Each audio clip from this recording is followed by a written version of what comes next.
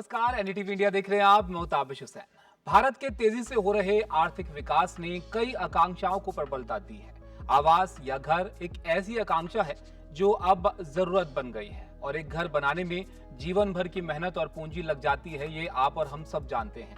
और जब आप अपना घर बनाते हैं तो नए भारत के निर्माण में भी आप योगदान देते हैं। और ऐसे में भारत निर्माण के हीरो से जानेंगे कि कैसे आप अपने सपनों की इमारत को मजबूत बना सकते हैं। और क्योंकि ये बहुत जरूरी है कि आपका जो आशियाना है वो मजबूत हो, सुरक्षित रहे और लंबे समय तक आपको संरक्षण ये दे, ऐसे में इस बात पर ध्यान देना भी जरूरी है कि जिस घर में आप रह रहे हैं वो क्लाइमेट चेंज, बाढ़ और भूकंप जैसी आपदाओं को झेल सके और हमें सुरक्षा दे सके।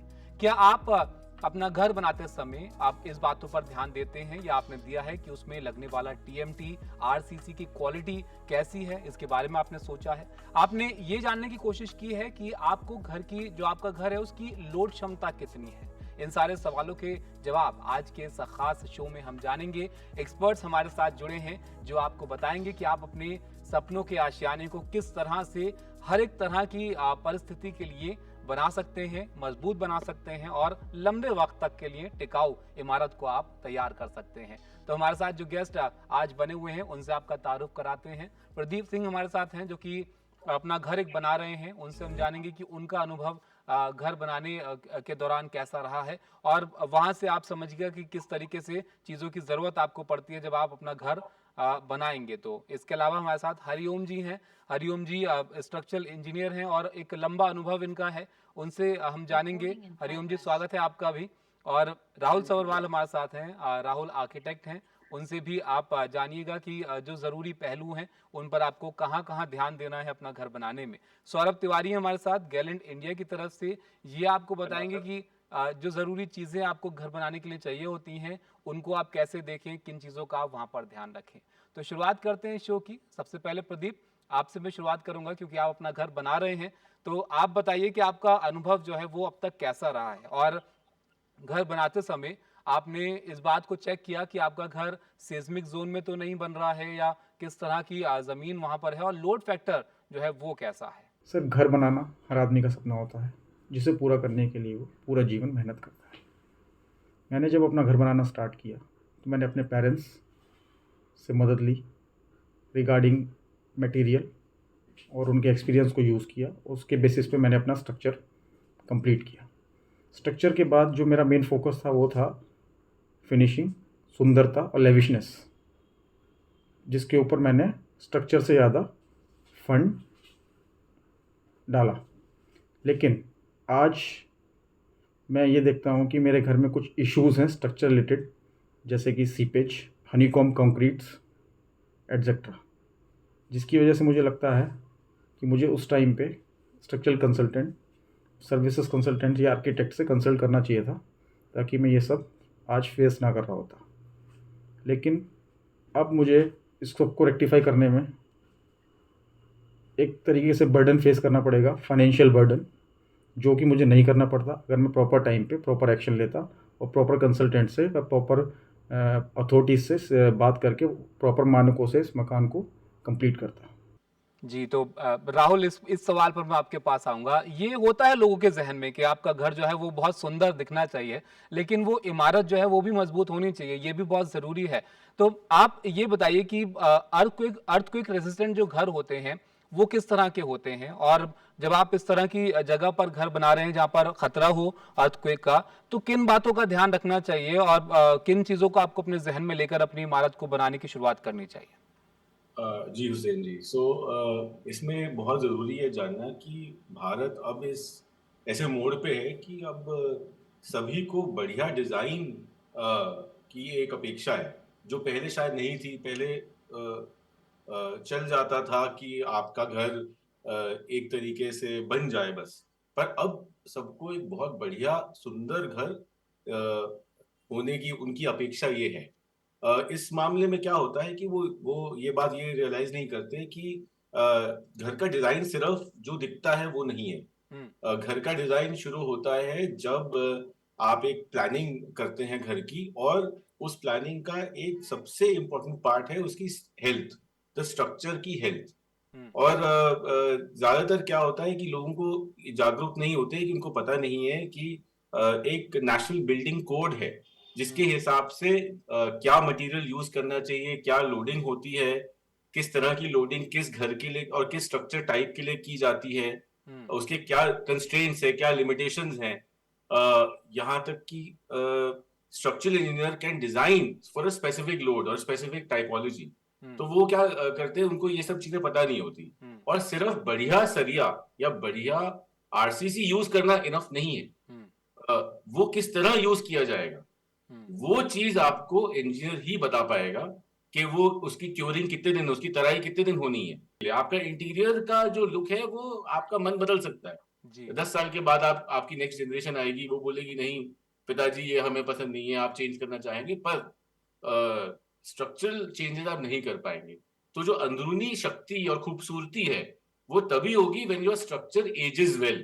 जब आप वर्क करते हैं इंजीनियर्स के साथ, आर्किटेक्ट्स के साथ, तो आपको एक चेकलिस्ट मिलती है कि आपको चेकलिस्ट फॉलो करनी है, ताकि आपका जो काम हो रहा है, जिस पे आप पैसे खर्च कर रहे हैं, उसमें मुश्किल से 3% या 4%, 5% तक का एडिशनल खर्चा हो सकता है, अगर आप बेटर क्वालिटी का मटेरियल एंड काम करवाए।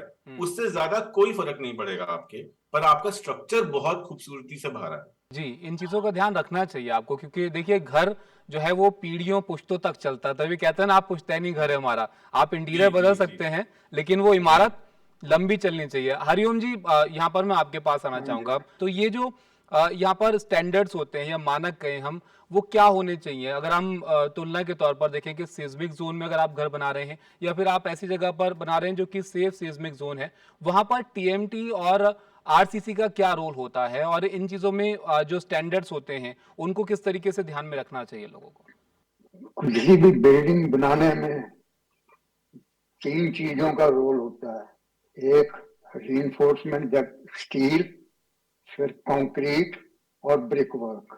समय गुजरते हुए इतनी रिसर्च हो चुकी है कि पहले टाइम में हम गोल सरिया यूज करते थे, उसके बाद वो टॉर्च स्टील आया जिसमें रिब थी।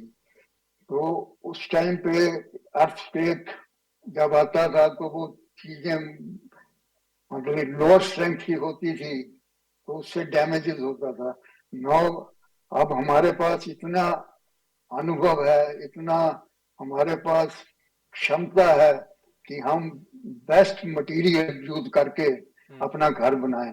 बेस्ट मटेरियल में आपको सीमेंट बड़ी अच्छी क्वालिटी का लगाना चाहिए, और रीइंफोर्समेंट, अब जो नई रीइंफोर्समेंट आई है पिछले 3-4 साल से, वो टीएमटी है। TMT is a process, thermo mechanical treatment. इसमें क्या करते हैं, जब रोलिंग मिल से वो सरिया निकालते हैं जी तो वो गर्म होता है, तो उसके ऊपर पानी की बौछार करते हैं। तो पानी की बौछार करने से क्या होता है कि जो आउटर सरफेस होता है वो एकदम टफ एंड हार्ड हो जाता है, और फिर उसको खुला छोड़ देते हैं उसको मतलब ठंडा होने के लिए। तो जब ठंडा होता है तो जो इनर कोर होती है वो बहुत सॉफ्ट होती है, तो इसके कारण हमारे को उस सरिये में बहुत ज्यादा लचक मिल जाती है, फ्लेक्सिबिलिटी मिल जाती है, which is working in case of an earthquake. तो ये बहुत बहुत जरूरी ये बातें हो जाती हैं आपके आप बिल्डिंग के लिए। आपने बहुत अच्छी तरह से समझाया यहाँ पर हरिओम जी कि किस तरीके से टीएमटी जो है वो योगदान देता है एक तरह से आपकी बिल्डिंग को और मजबूत बनाने में। लेकिन सौरभ, जो लोग आपके पास आते होंगे या आपके ये नॉन टेक्निकल लोग, जाहिर है उनको इतनी ज्यादा जो है नॉलेज नहीं होती होगी सरिये के बारे में या कंस्ट्रक्शन मटेरियल के बारे में। तो आप उन लोगों को कैसे जो है सलाह देते हैं? और ये जो हम बात कर रहे थे यहाँ पर भूकंप के वक्त की, तो भूकंप निरोधक सरिये का इस्तेमाल जो है वो कितना जरूरी हो जाता है? जैसे शरीर में हड्डी जरूरी होती है, उसी हिसाब से घर में जो है सरिया का निर्माण जरूरी होता है। तो मैं यही बताना चाहूंगा कि कस्टमर जब हम लोगों के पास आते हैं तो उनको उसके बारे में जानकारी नहीं होती कि उनको कैसे सरिया लगाना है, उनको कैसे सरिया बाजार से खरीदनी है या क्या परचेज करना है। तो उनको बताया जाता है कि 550D की जो सरिया होती है उसका इस्तेमाल करें, और उनको ये समझाया जाता है कि जो कंपनियां BIS मानक के अनुसार जो सरिया बना रही हैं उसका इस्तेमाल करें। जैसे अभी कुछ अपने, जैसे मैं उत्तर प्रदेश से हूँ, लखनऊ से हूँ, तो जैसे हम लोगों के यहाँ क्या है कि उसको कस्टमर को समझाते हैं, प्रयास करते हैं कि वो कंपनी का मटेरियल ले, और जिससे आगे आने वाले समय में उनका मकान और मजबूती के हिसाब से आगे बना रहे। इसी हिसाब से कस्टमर और ग्राहकों को समझाया जाता है कि BIS मेथड के अनुसार ही जो सरिया बन रही है उसी को सरिया को खरीदा जाए। तो BIS स्टैंडर्ड वाले सरिये का आप इस्तेमाल कीजिए और ध्यान रखिए कि जो मटेरियल आप इस्तेमाल कर रहे हैं वो क्वालिटी मटेरियल हो। आप सब लोग बने रहिए हमारे साथ। एक ब्रेक के लिए यहाँ पर रुकते हैं हम। ब्रेक के बाद भी इस चर्चा को जारी रखेंगे। जल्द हाजिर होते हैं।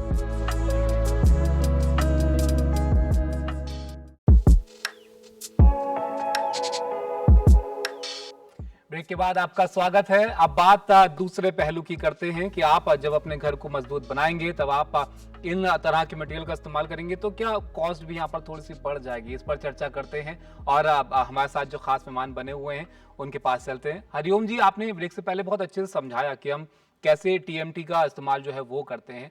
अब लोड फैक्टर को आपसे समझना चाहेंगे, जो लोग नहीं बेहतर तरीके से जानते हैं कंस्ट्रक्शन को, उनके लिए कि लोड फैक्टर का ध्यान किस तरह से आप रखें, और ये लोड फेलियर और स्टील एलोंगेशन जो होता है, इन सब के क्या मायने होते हैं? जो भी हम बिल्डिंग डिजाइन करते हैं ये पर्टिकुलर ऑक्यूपेंसी के लिए करते हैं। हमारे भारत ये जो स्टैंडर्ड्स हैं वो हर ऑक्यूपेंसी के लिए वो स्पेसिफाइड करते हैं कि इतने लोड के लिए डिजाइन होनी चाहिए। जो रेजिडेंसेस हैं वो हम 250 किलोग्राम पर स्क्वायर मीटर के लिए डिजाइन करते हैं।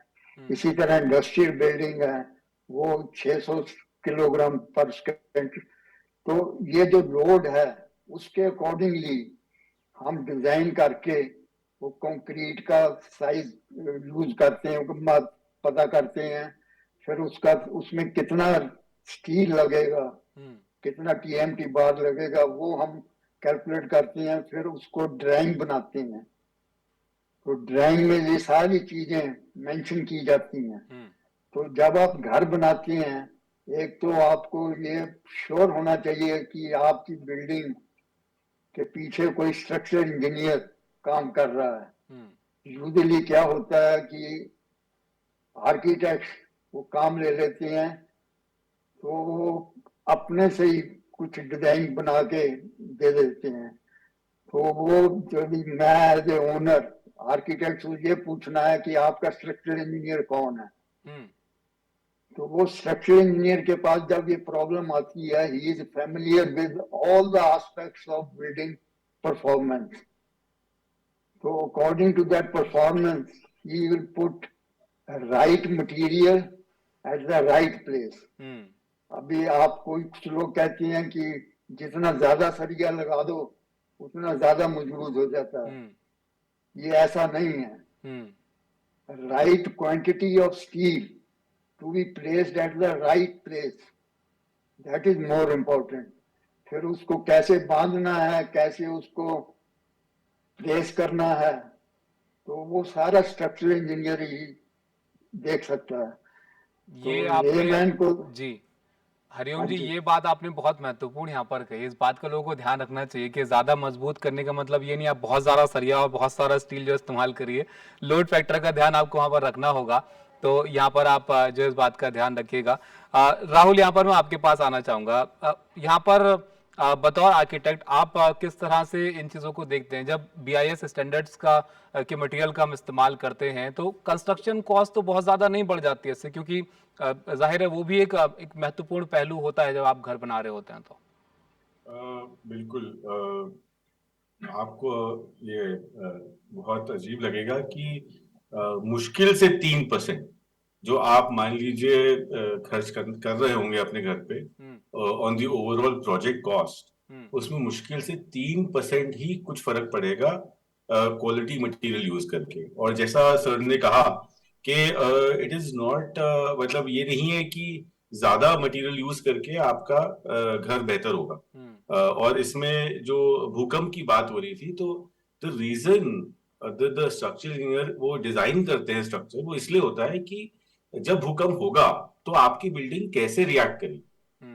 इट इज ये नहीं है कि वो हम भूकंप तो रोक नहीं सकते, भूकंप तो आएगा ही, पर आपकी बिल्डिंग उस भूकंप को कैसे झेलती है वो स्ट्रक्चरल इंजीनियर ही डिजाइन करता है, वो आर्किटेक्ट डिजाइन नहीं कर सकता। इनफैक्ट ये मिसकंसेप्शन है, और एक स्ट्रक्चरल इंजीनियर एक सर्टिफिकेट देता है अगर वो पूरे प्रोसेस का एक पार्ट है, नींव से लेके अंत तक, और उनके सारे रिकमेंडेशन फॉलो किए गए हैं, so they can actually issue a structural engineering certificate कि जिस वो बताता है कि ये बिल्कुल स्टैंडर्ड्स के हिसाब से बनाया गया है, स्टैंडर्ड मटेरियल यूज किए गए हैं, और इसका जो रिएक्शन है टू एनी कैलामिटी वो बिल्कुल एज पर फीजिबल नॉर्म्स होगा। तो अगर कोई बिल्डिंग मूव करेगी तो इतनी मूव करेगी, और सिर्फ 3% से 5% का फर्क पड़ेगा आपको क्वालिटी मटेरियल और क्वालिटी वर्कमैनशिप लगाने के लिए आपके प्रोजेक्ट में, तो उससे ज्यादा का फर्क नहीं पड़ता है। और अगर देखा जाए तो ये बेवकूफी होगी अगर कोई भी आदमी अपना घर बनाता है कि ये 3% सही जगह पे ना लगाया जाए, क्योंकि आपकी structural strength is the complete structural is the basis of your building. अगर ये आप नहीं करेंगे तो आप जितना भी इंटीरियर डिजाइन कर लीजिए वो सस्टेनेबल नहीं है। और सस्टेनेबिलिटी इज मतलब हर चीज से रिलेटेड है स्ट्रक्चरल स्ट्रेंथ। मान लीजिए आपकी बिल्डिंग बारिश में कैसे रिएक्ट करेगी, बाढ़ में कैसे रिएक्ट करेगी, सिर्फ भूकंप में नहीं, आपकी फाउंडेशंस कितना पानी अब्सॉर्ब करती हैं और उससे सरिया कितना वीक होता है, ये सब स्ट्रक्चरल इंजीनियर डिसाइड करता है। और वो स्ट्रक्चरल इंजीनियर उस बिल्डिंग को उस लोकेशन पे सेव करता है कि no matter what there should be no loss to life. तो ये जो लॉस टू लाइफ वाली बात है ये सिर्फ इंजीनियरिंग के थ्रू की जाती है। डिजाइन तो हमें सिर्फ दिखता है, हम एक्सपीरियंस करते हैं, बट जो उसकी ड्यूरेबिलिटी है that is only and predominantly based of this. And उसके लिए 3 से 5% रखना, उसके लिए एक स्ट्रक्चरल इंजीनियर को एम्प्लॉय करना जो आपको ये कंफर्मेशन देगा, ये बहुत इंपॉर्टेंट है। सर बिल्कुल सही कह रहे हैं कि एक प्रैक्टिस बन गई है कि बस आप अंदाजे से या अपने एक्सपीरियंस से सरिया लगा दें, या कोई आर्किटेक्ट क्लेम करे कि वो कर सकता है, ऐसा नहीं है और ऐसा नहीं किया जाना चाहिए। बिल्कुल, ऐसे में तो बिल्कुल भी नहीं किया जाना चाहिए। जैसे कि आप बता रहे हैं कि सिर्फ 3 से 4% का ही फर्क आता है आपकी कॉस्ट में। तो अगर आप इतनी अपनी मेहनत की कमाई लगा रहे हैं, अपने सपनों का आशियाना बना रहे हैं, तो इस बात का आपको ध्यान बिल्कुल रखना चाहिए। सौरभ, यहाँ पर आपके पास मैं आना चाहूंगा। इन बातों को आप ध्यान में रखते हैं जब आपके पास कोई कंज्यूमर खरीदने के लिए आता है, तो उनको आप बताते हैं कि अच्छी क्वालिटी के टीएमटी में इन्वेस्ट करें, ना कि थोड़े बहुत पैसे बचाने के लिए आप कंस्ट्रक्शन मटेरियल में जो है वहां पर लापरवाही बरतें हैं। जी, मैं उसको समझाने का प्रयास भी करता हूँ, उसके बजट के अनुसार उसको ये बताता भी हूँ कि यदि आप सस्ती सरिया खरीदते हैं जो स्क्रैप या कबाड़ जैसी सरियों से लोहे से निर्मित होती है, उन सरियों को लगाने से आपके मकान की जो ड्यूरेबिलिटी है या जो उसका भविष्य है वो भविष्य नहीं है, बल्कि आप कुछ पैसा इन्वेस्ट, थोड़ा सा अधिक पैसा लगाकर यदि आप किसी ब्रांडेड कंपनी की या इस से निर्मित या कच्चे लोहे से निर्मित सरिया लेते हैं तो आपके मकान की मजबूती बढ़ेगी, आपके मकान की लाइफ बढ़ेगी। और यदि जितना पैसा आप मकान को सजाने में लगा रहे हैं, यदि आपका मकान नीचे से नींव से ही कमजोर होगा तो वो मकान के आपको सजाने या संवारने से आपका वो मकान नहीं पूरा होगा। ये कस्टमर को किसी तरीके से समझा कर ही उसको दिया जाता है, और उसको जो भी फायदा हो कम से कम हमारे जैसे दुकानदारों की वजह से उसका किसी प्रकार का नुकसान ना होने पाए, ये कोशिश की जाती है। बिल्कुल, आप सजाइए संवारिए घर को, लेकिन इमारत जो है वो मजबूत होनी चाहिए, इसका ध्यान आपको बिल्कुल रखना है। यहाँ पर प्रदीप, यहाँ पर आपसे एक क्लोजिंग रिमार्क में यहाँ पर लेना चाहूंगा। आपने सुना एक्सपर्ट्स को, आप जब अपनी बिल्डिंग बना रहे थे तो आपने यहाँ पर स्ट्रक्चरल इंजीनियर, आर्किटेक्ट्स की सर्विसेज ली थी, और अपने अनुभव से आप जो लोग नए घर बना रहे हैं उनको क्या कहना चाहेंगे? मैंने घर बनाते हुए किसी भी स्ट्रक्चर इंजीनियर या आर्किटेक्ट से कंसल्ट नहीं किया, लेकिन आज के डिस्कशन के बाद मैं इस निष्कर्ष पर पहुंचा हूं कि घर बनाते वक्त सबसे पहले हमें स्ट्रक्चर इंजीनियर से कंसल्ट करना चाहिए, और अकॉर्डिंग टू सिस्मिक जोन और वहाँ की कंडीशंस को देखते हुए स्ट्रक्चर डिज़ाइन करवाना चाहिए। उसके बाद ही आगे बढ़ना चाहिए, और जितना पैसा हम फिनिशिंग पे खर्च कर रहे हैं उससे 5-7% एक्स्ट्रा हमें स्ट्रक्चर पे खर्च करना चाहिए, क्योंकि फिनिशिंग तो हम रिवाइज कर सकते हैं, लेकिन स्ट्रक्चर के लिए कोई रिवीजन नहीं है। मेरे संपर्क में जो भी मेरा मित्र या कोई भी आएगा, उसे मेरी सलाह यही होगी कि कृपया करके स्ट्रक्चर को किसी भी कंसल्टेंट के सुपरविजन में कंप्लीट करें, ताकि आपका घर लाइफ लॉन्ग सेफ रहे। तो स्ट्रक्चर पे आप ध्यान दीजिए और फिनिशिंग को भी रखिए ध्यान में, लेकिन स्ट्रक्चर जो है वो मजबूत होना बहुत जरूरी है। आप सभी लोगों का हमारे साथ जुड़ने के लिए बहुत शुक्रिया।